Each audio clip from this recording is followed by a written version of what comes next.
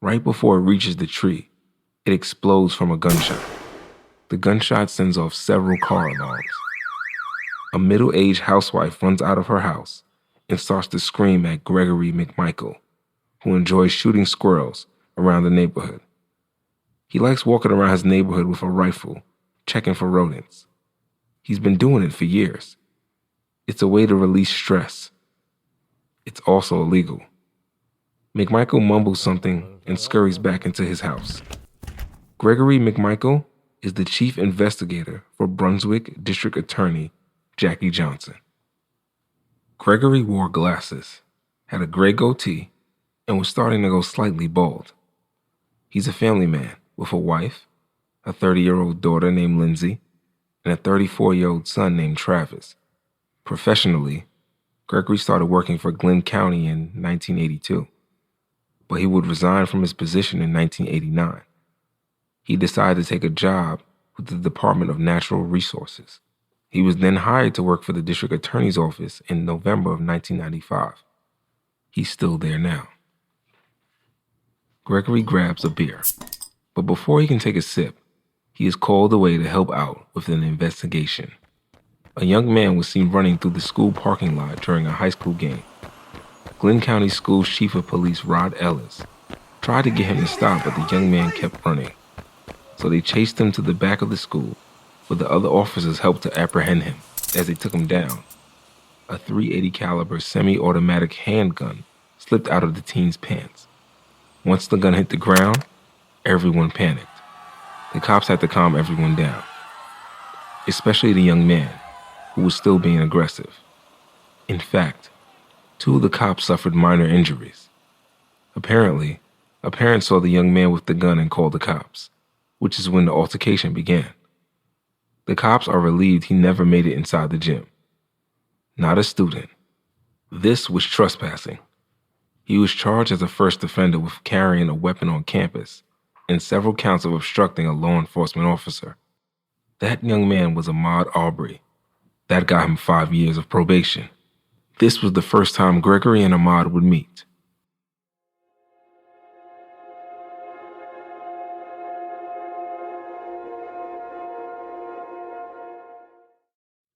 That next year in 2014, Gregory got some troubling news from his Georgia POST Council. This is a state organization that is responsible for certifying sworn officers across the state. He is informed that he has been missing training hours since 2005 and does not have enough training hours to continue being an active police officer. In fact, since 2006, he should not have even been making arrests and had no more authority than any other citizen walking around. Not only that, he cannot apply for arrests or search warrants.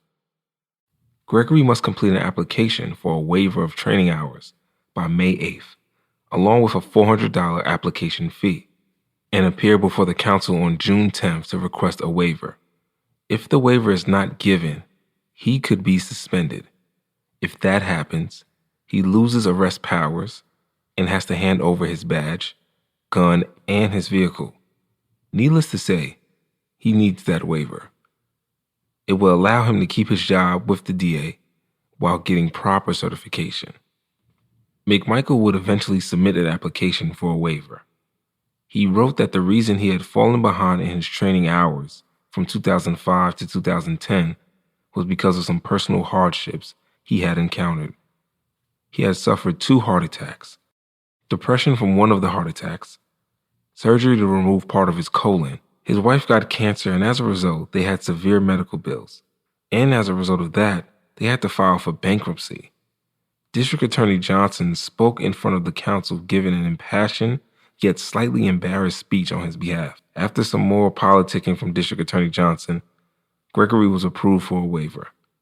Afterwards, the district attorney thanked Post Director Mitch Jones, saying, "This situation has been a great embarrassment for me and Investigator McMichaels.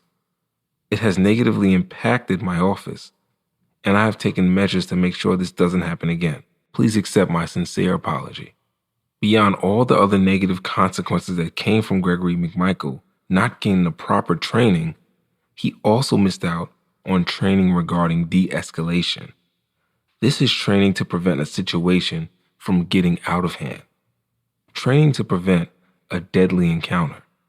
Training we will learn that he desperately needed.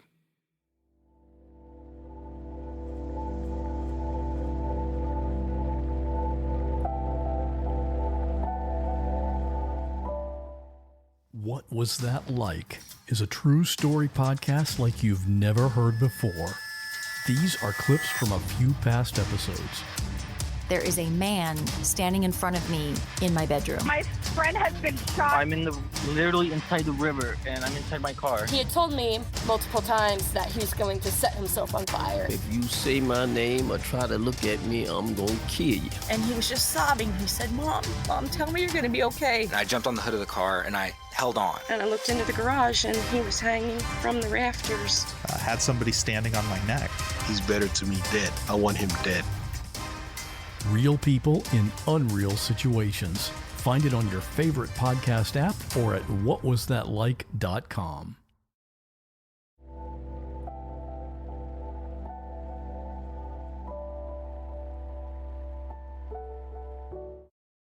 While Gregory McMichael's career seemed to be on spaghetti legs, his son Travis was thriving as a United States Coast Guard petty officer. Travis looked like his dad, if Gregory had reddish hair, was 20 pounds heavier and a lot younger. But unlike his dad, he did not join the police.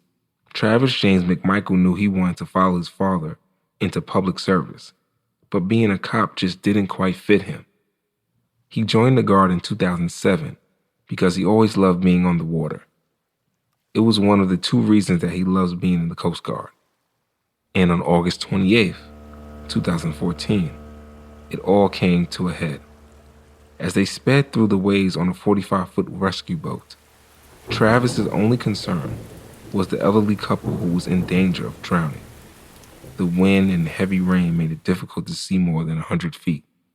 Travis could only imagine how terrified that elderly couple could be in this biblical storm. If you want action in the Coast Guard, Florida is the place to be. When the boating season comes to Florida and is merged with more than 900,000 registered boats, it often combines to make a perfect storm, pun intended, of water accidents. Indeed, Florida leads the country in boating deaths. As Travis and his team finally arrives on the scene, they could not see the couple. However, they did see the couple's boat, which was completely destroyed. It looks as if their boat lost power to its navigational equipment and crashed. As the crew turned on a huge spotlight to try to identify the couple's whereabouts, they were discouraged to see no sign of them. Travis fears that they rushed here but are still too late, and there's no way an elderly couple could survive long out in these waters. This rescue is a recovery. But off to the left, he sees something. Right when hope seems lost, Travis spots them. Thank God they had life jackets on. Otherwise, there was no way. The crew tossed the couple a line, and they reeled them in. Once rescued, the couple thanked the crew over and over. Travis jokes that he's glad they had boat insurance. It's a nice piece of levity to lighten the mood. That couple would later thank the crew again in the form of a letter. Travis took ownership of it and treasures it. Anytime he has a frustrating day, he takes the letter out and looks at it. Oh, and the other reason that Travis says he loves being in the Coast Guard is that when he's out on a boat, there aren't any niggas around. I guess we should address Travis's racism. Did he get it from his father, Gregory? From co-workers? Or maybe he got tired of seeing his sister, Lindsay, bringing home men of color all the time. Lindsay states, I have never dated anyone of the same race since I was 19 years old. I'm guessing Travis may not have loved that. Travis probably seemed civil and maybe even friendly to the men's faces, but that repression of his true feelings may have come out in another way. Hey, here's a test. Want to find out if a guy is really a racist? See how he reacts to his daughter or sister dating outside their race. Whether that was the case or not, Travis has some serious issues with people who have dark skin tones.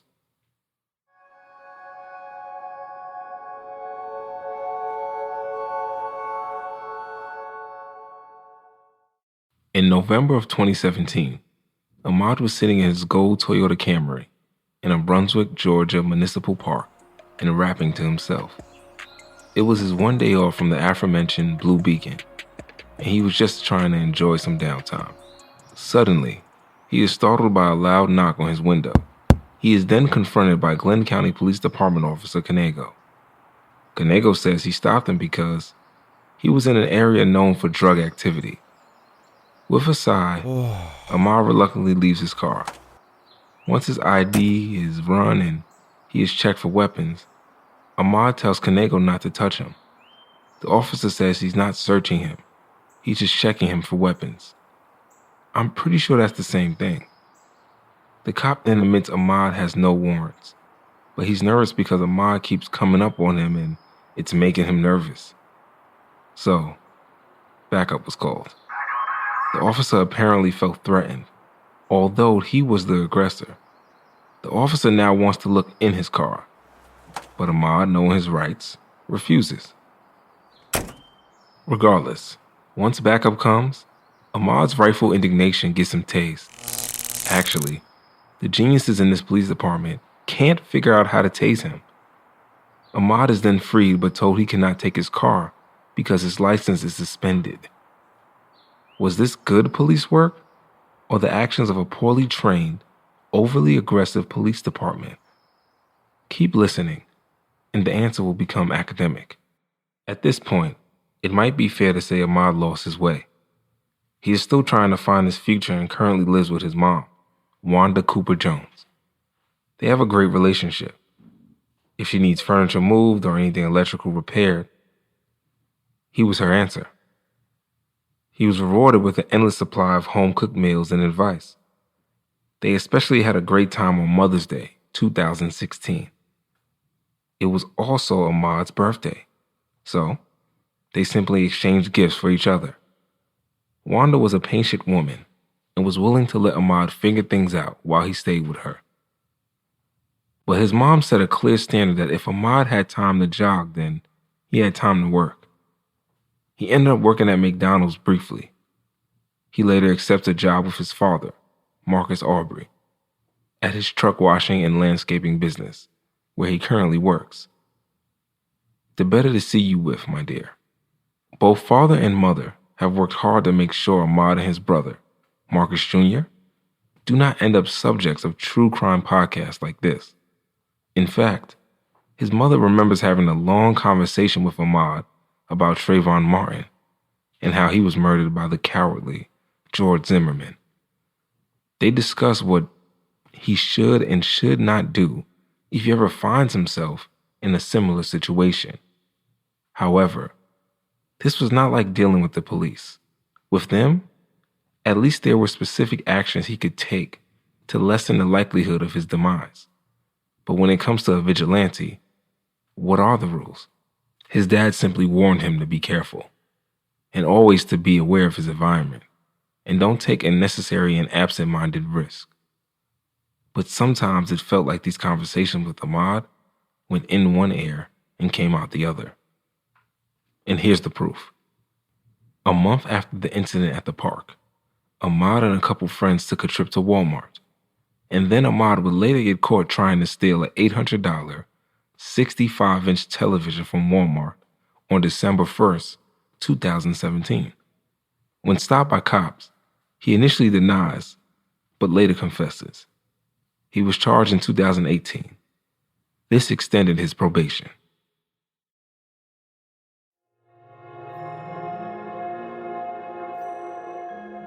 Lately, Larry English has been having some medical issues. He first noticed it when he was carrying some tools into the garage. There was some odd tightness in his chest. It would come and go.